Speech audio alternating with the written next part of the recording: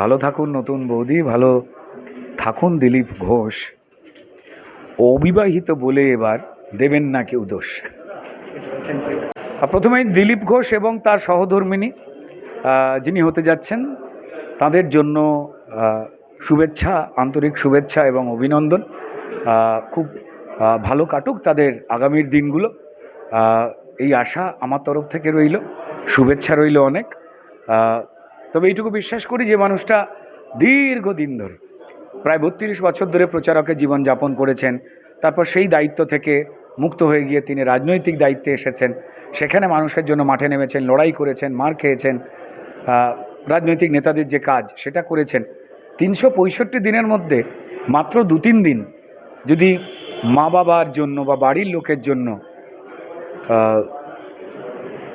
বার করতে পারেন কেউ, যেটা অনেকেই বার করে ফেলেছেন, অনেক সমস্ত রাজনৈতিক দলের নেতা নেত্রীরা বার করতে পেরেছেন, সেটা দেরিতে হলেও হলে এটা অত্যন্ত আনন্দের খবর। মাননীয় মুখ্যমন্ত্রী দিলীপ ঘোষকে শুভেচ্ছা বার্তা পাঠিয়েছে, পাশাপাশি তৃণমূলের বাকি যে নেতৃবৃন্দ আছেন তারাও পাঠিয়েছেন, কিন্তু কটাক্ষের শুভেচ্ছা কী বলবেন?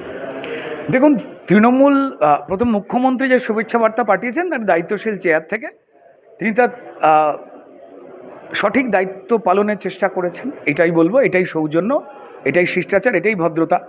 কিন্তু সরকারের পদ্ধতি আর তৃণমূলের পদ্ধতিতে এক নয়।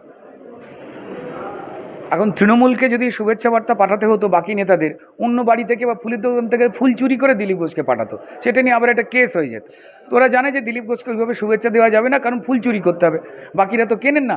তাই মুখ্যমন্ত্রী সঠিক পদ্ধতি মেনে করেছেন। আর যারা আইন মেনে বিয়ে করাটার, শুধু বিয়ে কেন, আইন মেনে কোনো কাজ করার বিরুদ্ধে, যখন কোনো মানুষ আইন মেনে ভদ্রচিতভাবে বিয়ে করছে, সেইখানে তৃণমূল নেতাদের আপত্তি। কারণ তাদের পাপের টাকা তো অন্য বউ নয়, বান্ধবীদের খাটের নিচে পাওয়া যায় যারা তাদের গোড়ালির বয়সী। তারা আসলে এই সভ্য বিষয়টাকে খুব একটা বেশি ইয়ে করতে পারছে না, মানিয়ে নিতে পারছে না।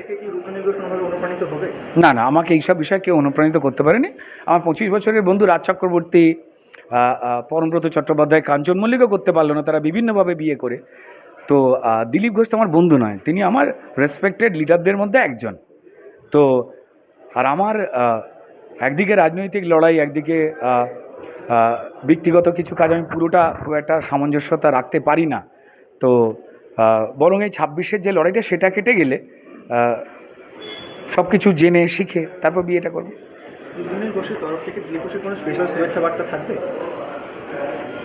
শুভেচ্ছা বার্তা একটাই, ভালো থাকে নতুন বৌদি, ভালো থাকুন দিলীপ ঘোষ। ভালো থাকুন নতুন বৌদি, ভালো থাকুন দিলীপ ঘোষ।